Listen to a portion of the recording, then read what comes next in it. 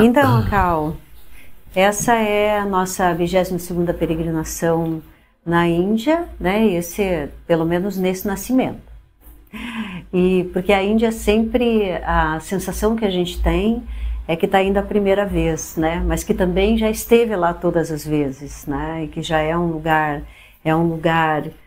conhecido, mas ao mesmo tempo é sempre novo, né? E eu particularmente gosto muito dessa interação com as pessoas e ver o brilho no olhar das pessoas quando chegam nos lugares, né? Em todos os as diferentes etnias, a paisagem da natureza, os templos, né, as celebrações que a gente faz lá, os encontros, e isso tudo me fascina, esse movimento, esse processo todo de estar na Índia. Como que é para você essa viagem? Não, isso que você descreve é você se sentir parte do lugar, né? Sentir que você não está apenas em um lugar de passagem e tendo essa ideia de passagem como um sentir-se separado, né? Tipo, eu estou aqui, mas não sou daqui, logo vou embora. O quanto mais a pessoa consegue se inserir no lugar, se familiarizar, se integrar com a dinâmica do lugar, das pessoas, isto cria, né? Isso que traz a sensação de fazer parte e a sensação de reconhecimento, de ter a impressão que já esteve ali. Mesmo que seja a primeira vez, quando alguém consegue se integrar profundamente com o lugar, ele tem a sensação de que já esteve ali. Porque ele tem uma sensação de familiaridade, se sente espontaneamente, digamos assim, relaxado e presente. Uhum. Né? Mas o que eu vejo na viagem à Índia, para mim, estando com um grupo, né, é facilitar ao máximo que as pessoas consigam ter essa sensação, que todas as pessoas consigam ter isso. E mesmo que para elas seja um mundo muito diferente, o esforço assim de uma viagem à Índia organizada aqui por Nanak é que ao chegar lá as pessoas sejam estimuladas a se sentir em casa e se sentir parte onde elas estão. E também toda a peregrinação da Índia, né, Cal, as pessoas falam, gostaria de fazer um curso na Índia. Claro, além do curso de yoga terapia que a gente tem, que a gente vai dar lá do dia 5 ao dia 15, né, um curso de 80 horas, que serão 8 horas por dia, riquíssimo, profundíssimo, já vamos falar mais disso. Mas a própria peregrinação, né, a gente ir nos lugares, a tua presença do Parvinder também, que conhece tanto cada lugar e que vem trazer a magia do que aquele lugar tem para oferecer, tanto no nível do conhecimento, historicamente falando, né, como da experiência que aquele lugar proporciona, pela sabedoria, pela experiência, né, que ele tem.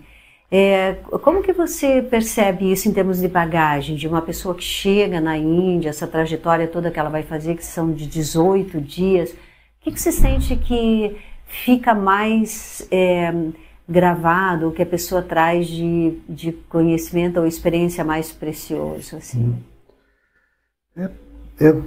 Noutra dimensão, mas se parece um pouco com essa sensação de familiaridade que já falei a respeito da pessoa se sentir local, se sentir parte daquilo onde ela está e estar mais relaxado possível em meio a isso.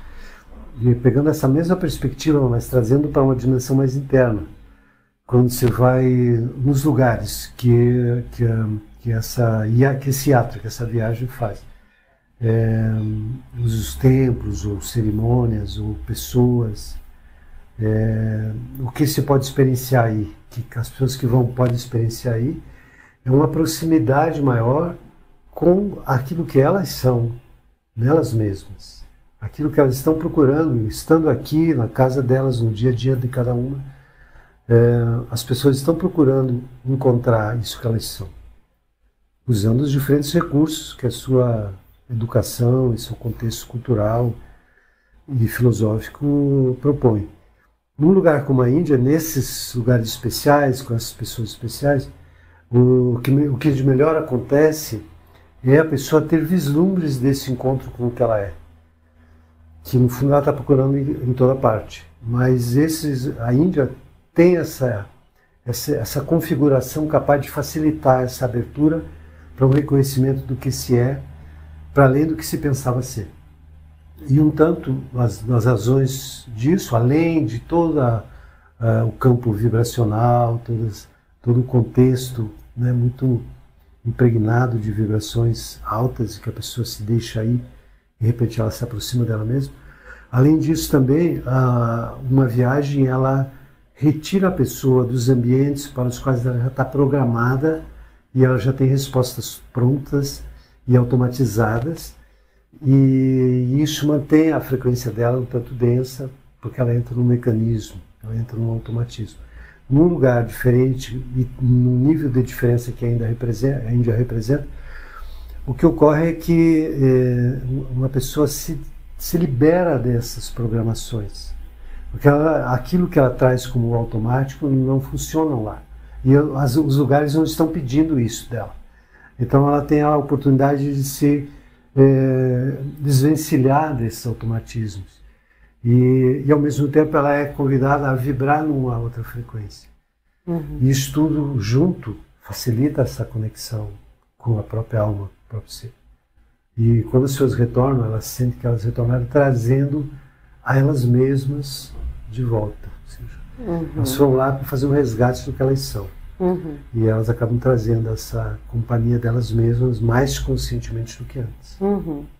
E especialmente porque aquilo que os sentidos estão acostumados, né, a se relacionar é muito diferente, né, em termos da cultura, das roupas, né, o vestuário, os aromas, a alimentação, né, embora seja cozinha internacional, porque às vezes as pessoas também pensam, não, mas eu não gosto de pimenta, eu não posso com pimenta, então a alimentação na Índia vai ser difícil para mim, mas não, né, porque lá tem a International Cuisine, né, ou seja, qualquer lugar que você vai, você tem disponível comida italiana, você tem comida tailandesa, comida chinesa, né? Então esse também não é um empecilho, mas de qualquer maneira é diferente do que aquilo que a pessoa está acostumada, né? Sim. E isso ajuda bastante também a descondicionar a experiência que os sentidos já proporcionam para a gente antes mesmo da coisa estar acontecendo, né? Então lá o desconhecido fica mais vibrante, né? Sim, assim, desafiando, convidando, né, a novas experiências, assim. E nessa fusão também com a paisagem, né, que é também super diferente, cada lugar, né, que a gente vai, todo esse conjunto, né, de estímulos assim diferenciados, também criam na pessoa experiências que levam a ela um autoconhecimento, uma autopercepção, que no dia a dia da vida delas, elas não têm, né? Por isso que é dito que a Índia, de fato, é um divisor de águas, essa viagem, né? Quem vai, como se costuma dizer, nunca mais volta, né? Porque já é outro que voltou em função de toda essa experiência, né, Carlos? Sim, é interessante. E esse aspecto aí da alimentação, né? Para pessoas que têm informações um pouco sem uma boa fonte, ou sem a fonte de pessoas que já foram e que foram bem orientadas estando lá, é importante as pessoas compreenderem que a alimentação é mais um motivo para ir do que para não ir. Né? Ou seja, uma pessoa que tiver grande sensibilidade a condimentos, ela tem condições de fluir bem lá, nos lugares onde a viagem costuma ir, tem condições de fluir bem sem nenhum problema de ter um agravamento de alguma dificuldade, de algum problema. Sim. Por quê? Exatamente por culpa dos locais. Porque se sabe, quer dizer, não é uma viagem a primeira vez que você vai à Índia, ou seja, essa viagem toda que tem corrido todo esse tempo, com a pessoa como o Parvinder, que é nativo, que é de lá e sabe os lugares, e todo que já o próprio contexto da viagem tem experimentado nos últimos anos. Então, quer dizer, é tranquilo esse tipo de situação, a alimentação é mais uma razão para ir, para não ir, e a pessoa que tiver dúvidas sobre isso pode ficar tranquila. E uma coisa que eu particularmente gosto em termos do transporte dentro da Índia, porque a gente tem, né, tem o transporte terrestre, que são carros bem confortáveis, como você sabe, o aéreo dentro da Índia também, mas especialmente a viagem de trem, né, onde nós vamos de Delhi até Amritsar. É uma viagem que eu adoro fazer, porque além do trem ser super confortável, né, que é a primeira classe, também você ir passando pelos vilarejos, né, e ir vendo a vida local, né, sim, sim. As pessoas vivendo, se movimentando, né, em lugares diferentes dos centros urbanos, assim. Então, isso também é bem fascinante na viagem, não acha? Com certeza. E viajar de trem na Índia é um pouco uma volta no tempo, na memória, que poucas pessoas têm memória de viajar de trem, no Brasil é raro. E na Índia a característica toda, que é muito forte, as ferrovias lá na Índia, transporte ferroviário e de passageiros, né? Então, assim, é uma viagem interessante, com certeza. Todo o contexto do trem, inclusive, é mais confortável do que de carro. Você pode caminhar, pode conversar, mudar de lugar, interagir, tem uma convivência também do grupo. Dentro das viagens de trem sempre tem bastante interação do grupo. E toda essa possibilidade de, tipo, como se estivesse assistindo, né, aqueles lugares todos pelo qual se passa, olhando na tela da janela, vendo a paisagem, vendo as pessoas e as cidades. E aproveitando esse assunto, esse movimento que a gente vai fazer dessa vez, que a gente chega a Delhi e fica em Delhi 3 dias ali iniciais, né, que a gente vai no Akshardham, vai conhecer esse templo, né, construído, esculpido na pedra por 33 mil homens, incrível lugar, um complexo maravilhoso, fascinante, que eu adoro ir, fui tantas vezes e gosto sempre de estar lá, né. Também conhecer o templo de Lótus da Fé Bahá'í, né, esse templo, Akshardham é mais um templo hinduísta, né, e conhecer o market, né, Kam Market, que é um lugar incrível para se comprar eletrônicos também, né.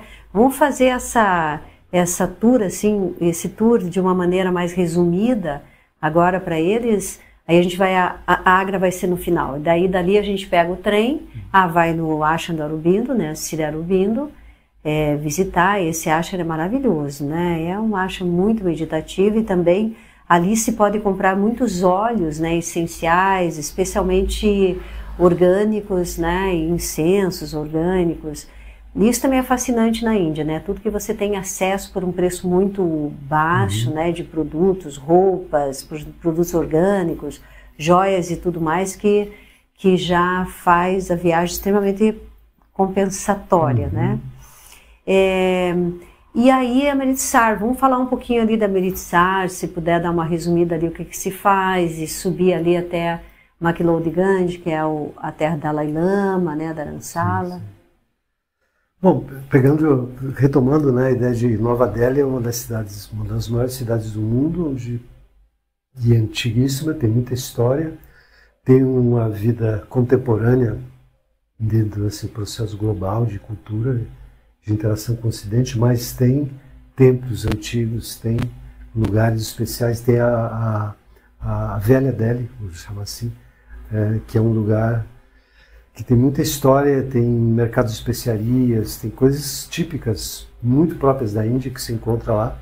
A Índia, em termos de acesso a produtos, tanto de artesanato quanto de fabricação de indústrias mesmo, atualmente, como óleos essenciais, incensos e produtos de limpeza. Então, qualquer coisa que você comprar na Índia que é feito com processos modernos, né, ao mesmo tempo mantém uma característica tipicamente indiana, ancestral. Então, de fato, a Índia é um encontro com o contemporâneo e com o ancestral no mesmo lugar, às vezes na mesma rua, onde você pode ter um camelo puxando um carro, pode ter um tuk-tuk de 3 rodas, pode ter uma Toyota, um BMW, e etc. Então você tem uma linha de tempo aí, desde o mais antigo até algo futurista, ou contemporâneo. Isso é uma característica da Índia. Em Nova Delhi tem isso, e Amritsar também. Então, a Nova Delhi tem muitos templos interessantíssimos, né, como você já citou. Amritsar, então, de trem a Amritsar, e Amritsar tem uma história muito poderosa, né, do Templo Dourado e de todo o povo que está ali. A história de um povo com uma alta concepção de vida, do sagrado e da vida social e política. É um povo que tem uma altivez capaz de não se curvar a nada e nem a ninguém que não esteja carregando e representando uma dimensão sagrada. E isso foi um traço dessa cultura de Punjab, onde toda uma cultura que se desenvolveu com uma total abertura e devoção ao infinito, e ao mesmo tempo uma total altivez para se relacionar com autoridades opressoras em séculos atrás. E são pessoas altivas que trabalham, que produzem boa parte do alimento da Índia, em torno de 70%, e que mantém simultaneamente essa eficácia assim, produtiva de alimentos e fábricas, etc., mantém, ao mesmo tempo, uma profunda conexão com o sagrado. Um exemplo disso, eu posso dizer fácil. 3 horas da manhã, você vai no templo e talvez você não encontre lugar nem para entrar, muito menos para sentar. E você vai ter que ficar meditando em pé até que alguém desocupe um lugar e você possa sentar. Mas só o fato de estar ali dentro já é meditação. Então, assim, isso mostra a característica desse povo. 3 da manhã, o templo está lotado. 5:30 da manhã, começa a diminuir um pouco. O dia todo vai estar cheio. Mas um cheio que dá para entrar e sentar. Mas os de manhã, de madrugada, está lotado. O que isso diz sobre esse povo? Diz que o propósito central da existência deles é essa sintonização com o divino, com o sagrado. Né? E que todo o restante do dia será um fluxo que decorre desse primeiro contato. E esse primeiro contato é valorizado ao extremo, porque é dele que virá toda a fluidez, toda a inteligência, toda a sensibilidade, toda a vontade que vai impulsionar todos os comportamentos e relações durante o dia. E esteticamente o Templo Dourado é impactante, todos os níveis, visual, som, há 300 anos, aquela música que remete para uma dimensão além do tempo, e aquela presença dourada ali do templo, meio à água. Então, assim, é fantástico. E cada vez que a gente vai lá, desde 2010, que eu lembro, cada ano está diferente, cada ano se amplia, cada ano as ruas ficam melhores, calçadões e melhor cuidado com a limpeza e com a facilidade para as pessoas transitarem. Então, assim, é cada vez mais agradável ir lá. E ao redor de Amritsar tem cidades históricas, tem templos, tem daqueles momentos onde a pessoa se aproxima do que ela é, do que ela pensa ser e entra mais em conexão com o que ela é pela todo o campo vibracional que é gerado. Tem lugares especiais, além do Templo Dourado, tem lugares próximos, muitos templos próximos. Em Amritsar tem vários. E aí o mais interessante é que está sendo guiado por uma pessoa local, que é o Parvinder, que conhece todas as esquinas e todos os templos e todos os lugares interessantes para pessoas poderem ter essa oportunidade. Então, além da aula de Bhangra, além da aula de música, além da aula de culinária. Que é exatamente a cultura. O encontro com a cultura. Né? Com a cultura de um povo que celebra a colheita, exatamente porque são os agricultores mais prósperos e que produzem mais alimentos na Índia toda. E eles têm a dança de celebração, que é a Bhangra. A dança de celebração da vida e da colheita, né? Aquela coisa da fertilidade da terra. Isso é celebrado com a dança. E a música como um modo de conexão com o divino, com o sagrado, que altera as vibrações. Então é muita dança, arte marcial, e tudo com uma presença sempre com uma conotação transcendente no imanente, uma conotação que te remete ao divino. E aí a gente sai dali, vai subindo o Himalaias, né? Esse momento é maravilhoso, né? Que a gente sobe, vai, e isso que é fascinante, ir via terrestre, né? E não via aérea, porque vislumbrar aquele Himalaias, né? Chegando ali perto do Tibete, então aquelas cores todas tibetanas, né? Das suas casinhas na montanha, e indo até a cidade ali de McLeod-Ganj, Dharamsala, que tem aqueles restaurantes maravilhosos, artesanatos na rua, que são incríveis, né, tibetanos. Conhecer os templos, monastérios, ali, aquelas criancinhas pequenininhas que já, monges, né, os cafés, enfim, é uma outra frequência, né, uma outra vibração, assim, mais budista, de muita paz, silêncio, né? Eu acho muito boa essa experiência também. Sim, porque assim, exatamente, uma das características da viagem é passar por várias tradições, que a Índia é um caldeirão de tradições culturais, espirituais. Quando a gente fala cultural, está sempre vinculado ao espiritual, porque o cultural é o que se cultiva, é o que de novo se faz a cada dia a partir de um valor. E o valor é uma reconexão com o sagrado, é um reconhecimento do divino, independente da linguagem. Então você tem esses lugares da tradição do Guru Nanak, com toda o Templo Dourado, e então se viaja, sobe os Himalaias e chega em Dharamshala, onde foi praticamente reconstituído parte do que é do Tibete, num sentido bem focado, claro, na tradição do budismo tântrico, que é o Tantra budista, ou seja, é um Tantra no sentido de que acolhe a vida, que convive no mundo, e ao mesmo tempo, a partir dos ensinamentos e de uma vivência dos ensinamentos de Buda, que a gente apelidou isso no mundo, foi apelidado de budismo tibetano. Ali que mora o Dalai Lama e todo esse complexo de templos e escolas.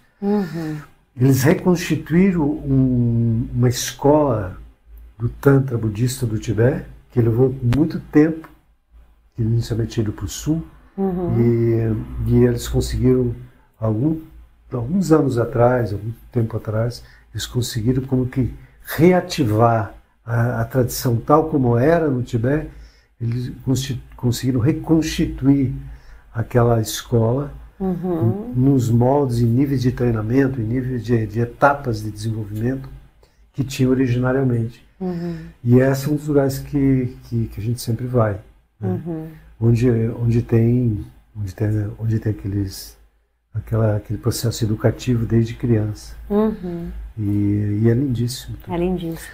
E aí descemos lá no lugar mais incrível, né, da viagem também, né, que é Rishikesh, que é a capital mundial do yoga, né, onde a gente vê pessoas de muitos países, né, misturadas, as vacas na rua, as quantidades de lojinhas em volta do Ganges, né, os ashrams, as escolas de yoga, os ashrams inclusive mais antigos da Índia, né, o Shivananda, Dayananda, o ashram dos Beatles estiveram. Então é muito fascinante, as pessoas amam estar ali. Sim. Naquele lugar, né? Sem dúvida. E nessa ida também tem a parada, né, em Anandapur, né? E tem a parada em Anandapur. Anandapur é uma cidade histórica onde tem um museu incrível que conta parte do desenvolvimento cultural, político, espiritual, digamos assim, que é tudo uma coisa só, nesse ambiente ali do Punjab. e que é riquíssimo e cheio de lugares históricos bem importantes. A gente vai pelo menos em alguns deles. E Rishikesh é o lugar talvez mais agradável de estar como cidade, porque tem uma variedade de circunstâncias, de situações, as ruas fáceis de andar, fáceis de se locomover, a pé, né? Inclusive se quiser, ou com um tuk-tuk para ir mais rápido. Mas assim, é muito agradável de estar ali, as pessoas se sentem, se familiarizam rápido e querem ficar mais sempre. Um lugar muito agradável de estar, além dos ashrams, de yoga e Vedanta, e todas as escolas têm, praticamente todas as escolas têm algum ashram, algum lugar ali em Rishikesh. Inclusive também, quase todas as regiões da Índia têm artesanato e produtos, a Índia toda está no Rishikesh. Rishikesh é uma cidade, em certa medida, internacional. Porque você encontra pessoas do mundo inteiro, onde você vai encontrar pessoas que estão lá estudando yoga, fazendo cursos e procurando a elas mesmas e meio aquilo tudo lá. Então Rishikesh é um lugar agradável de estar e dentro do contexto da viagem, talvez é um lugar onde as pessoas se desprendem, ficam mais autonomia, com um programa com mais tempo livre e tem muitas escolhas. O Arati ali, a cerimônia do fogo, todos os dias. Os cafés que tem no alto, com a vista para o Ganges, onde você pode ficar a tarde toda ali tomando chá se quiser. Enfim, é realmente fantástico. E aí vai, né, Cal? Aí passa ali por Haridwar, uma das cidades mais antigas da Índia, onde tem também ali próximo o templo de Anand Mahima. É um lugar incrível, né? Onde se mantém muita tradição. Haridwar é um lugar raiz. Assim. Rishikesh já tem bastante turismo e Haridwar é muito difícil achar um turista. Curiosamente foi um lugar que nós ficamos 3 dias na primeira vez naquela região, foi a melhor coisa. Ficar ali. É um lugar onde raramente se encontra um turista. E pelo menos estrangeiro. E tem muitos templos e ashrams nos arredores. Tem lugares ligados à tradição do Kriya Yoga, do Lahir Mahashaya, da Nandima. Tem os templos de Shakti, os templos tântricos no topo da montanha, teleférico, das Devis, né? Que são deidades femininas no topo da montanha. Tem 2 templos, em geral a gente vai pelo menos em um deles. E tem essa curiosidade de subir a montanha num teleférico. Maravilhoso. E tem uma das cerimônias do fogo mais tradicionais assim, da região, ali na beira do Ganges. A cidade toda vai para lá no final da tarde. E aí, finalizando ali o Udaipur, né, um lugar incrível. E um detalhe sobre Haridwar, é um dos lugares onde tem Kumbh Mela. Kumbh Mela é um festival sagrado que diz que é onde cai 4 pontos da Índia, onde um néctar caiu dentro da visão dos Puranas, uma visão assim mitológica, que caiu um néctar divino em 4 lugares da Índia, e um deles é Haridwar. E são lugares onde ocorre o Kumbh Mela, que é o encontro de todas as linhagens de sadhus e de grupos espirituais os mais diversos se encontram, né? De 12 em 12 anos, é o Maha Kumbh Mela, de 4 em 4 anos. Então o Haridwar é um lugar que tem essa carga energética, essa força. E numa das viagens a gente estava lá no começo do Kumbh Mela. Me lembro bem. Nossa. Então é um você via de tudo. Kumbh Mela são milhares de pessoas. Mas assim, o interessante aí é você poder estar num lugar desses, que é o nosso caso em geral, no momento desse lugar, onde não tem centenas de milhares de pessoas, onde tem menos gente andando, embora tem bastante gente sempre, mas não é um momento de festival. É um momento que você pode conhecer mais o que tem ali, os templos de Shiva, os templos tradicionais shivaístas, perto da Nandima, depois os templos das deusas, como se fala no Ocidente. Kali, etc, né? E depois se vai lá para o Rajastão, né?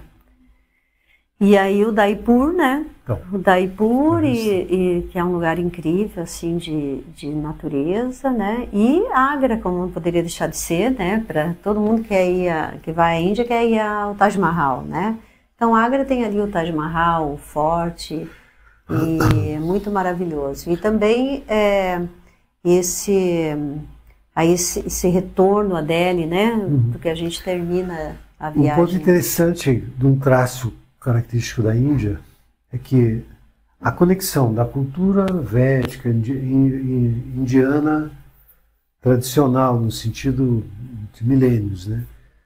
Com a cultura islâmica, em torno do século VIII em diante, passando por momentos mais tranquilos e momentos de embates com os mongóis e com o imperialismo, em certa medida, violento.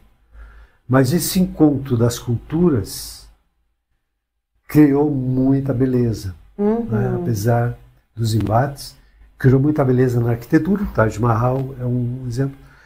Muitos lugares incríveis, de cidades que são praticamente monumentos vivos, onde as pessoas moram e estão ali, como o Udaipur, o Jaipur, que não está no roteiro esse ano, mas o Udaipur, um lugar absolutamente fantástico, incrível mesmo, de fazer passeios de barco ao longo de alguns castelos, alguns casas dos Maharajas, né? Maravilha, né? Onde se passeia de barco e chega e fica um tempo lá. Tem uns palácios enormes assim, e tem muita arte, muita música, dança, a cultura é um lugar incrivelmente interessante para caminhar, para ver coisas da cultura, desse encontro de culturas que emergiu no Rajastão.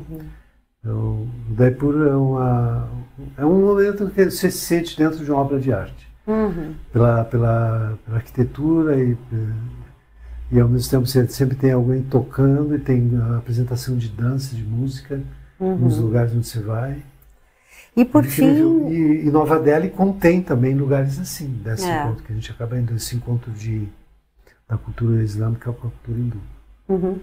E por fim, às vezes as pessoas também sentem que pode ter uma limitação em função do idioma, né? Mas que também nessa viagem não é um problema, porque nós temos traduções, né, o tempo inteiro. Então tem esse apoio da tradução para o português e também o apoio dessa equipe indiana, né, que está lá, que é maravilhosa, né? Já é um pessoal que já nos acompanha há tanto tempo. Só para ter uma ideia disso, muitas vezes no final da viagem, as pessoas da viagem, do grupo, conversam entre si e querem dar um presente para os motoristas, para o Harmeet, que é um dos guias. Então, assim, o pessoal fica tão grato pelo modo como tudo acontece, que em geral eles querem retribuir com algum presente, com alguma coisa assim.